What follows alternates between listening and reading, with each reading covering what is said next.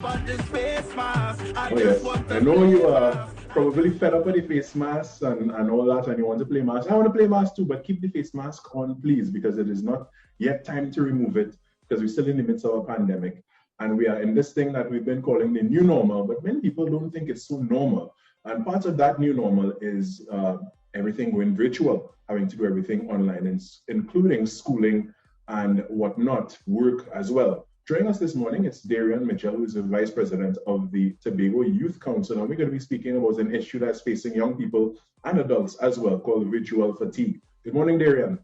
Good morning, sir. How are you today? I'm doing quite well. I'm not yet experiencing the virtual fatigue for the day, but if I stay on for, maybe the next 2 hours or so, I'll probably start to feel it setting in.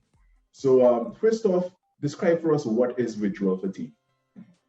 Well, in my opinion, virtual fatigue is where you're constantly online, your eyes are being strained, you're getting slight headaches, you're just fed up of doing everything online, you want to have some sort of physical or social interaction and you're restrained from doing that. So it eventually takes a toll on you mentally.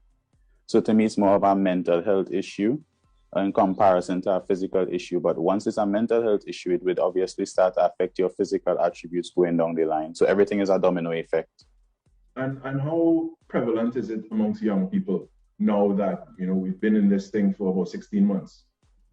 Well, based on observation, I realized that a lot of young persons are suffering from it because they have less control over their emotions and they're accustomed to social and physical interaction amongst their peers.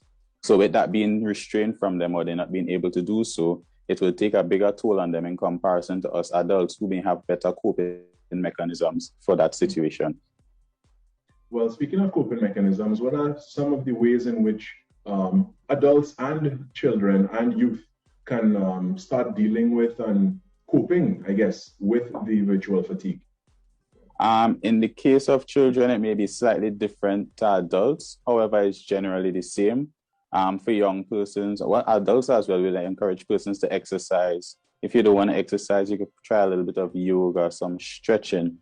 These activities would help with your mental health by reducing anxiety, may reduce depression and other negative moods that your body may experience.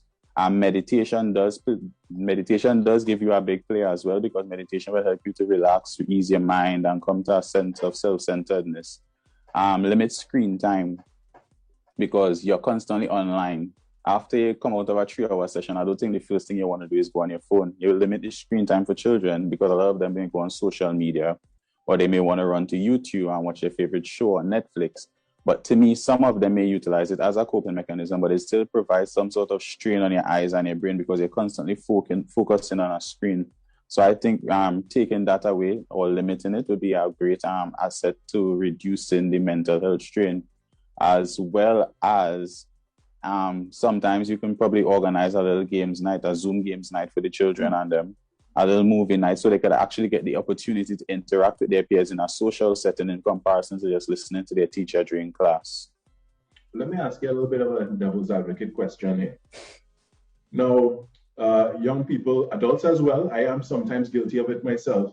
When it comes to doing leisure things online, such as playing video games and being on social media, watching Netflix, YouTube, as you mentioned as well.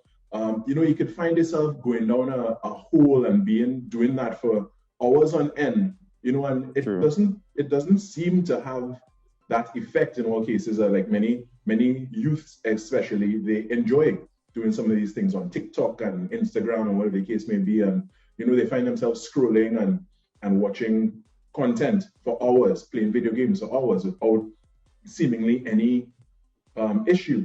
So what makes it so different that they could do these things for hours on end with no problem, but then when it comes to doing their online classes, which generally do not run as long as the duration in which they play the games and whatnot, what's the difference there? Well, you see, when you scroll in TikTok or you're on Twitter or you're on social media, it's some sort of entertainment in comparison to doing your schoolwork.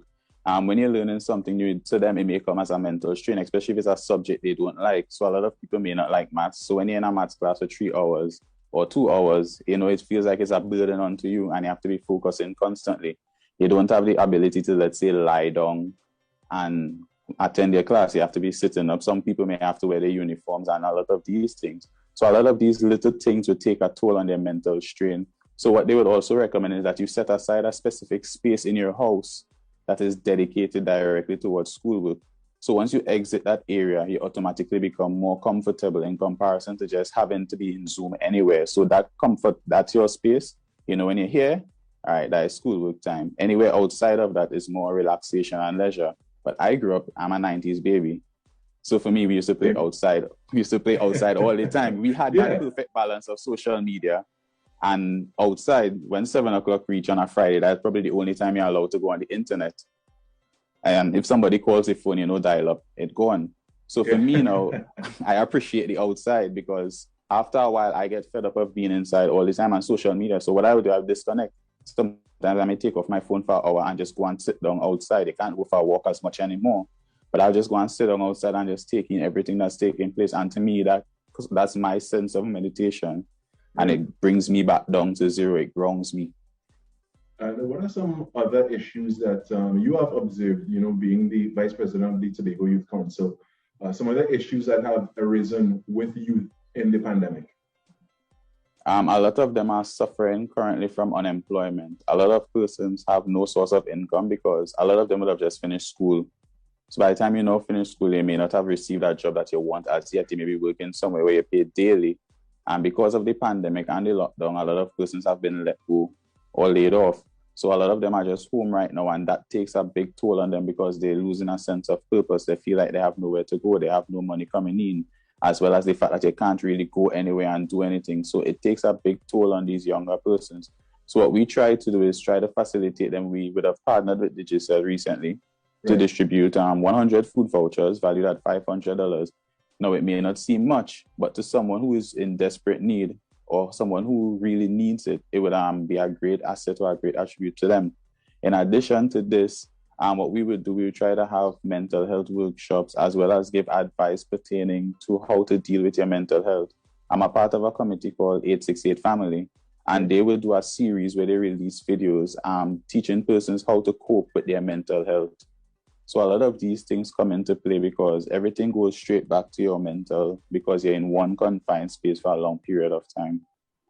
Now, when it comes to parents of youth and children, what are some of the tips they can employ to, you know, help ease the virtual fatigue and help the mental health of the young ones? I would say the first thing they need to do is listen and observe their children, because when the mental health fatigue is taking place, the virtual fatigue, you will see simple signs, a little bit of depression. They would want to go to class, they're fidgety, they're anxious in the classroom. So all of these things are things that parents need to look at when it comes to dealing with their children, as well as parents now need to limit their screen time and probably do some physical activity with them, go outside in the front of the yard, do a little bit of jumping jacks, a small little competition, something fun to entertain the children and just take their mind away from being in school whole day, all the time. So simple activities such as that. Wonderful. Well, Darian, that's all we have time for this morning. I want to thank you so much for joining us and giving us these wonderful tips on how adults and children alike can help with the issue of virtual fatigue, mental health as well, and tips that parents can use to help their children who are experiencing virtual fatigue, amongst other issues. I want to thank you for your time this morning. I want to tell you stay safe and have a good one. Thank you very much. All right, that's Darian Mitchell, who is the Vice President of the Tobago Youth Council. We're speaking about virtual fatigue. And parents, limit your children's screen time. Although they may want to go onto social media and indulge in that for some time after their classes and whatnot, just taking that break from the screen would actually aid them with their vision and aid with their mental health as well. And probably some physical activity would be helpful, as well as we heard from Darian Mitchell here. All right, so we're going to take a short break and we're going to come back. We have much more in the program. We have entertainment. We have a lot more information. So stay right where you are or go grab that coffee real quick because we're coming back in a short show. This is an all morning show.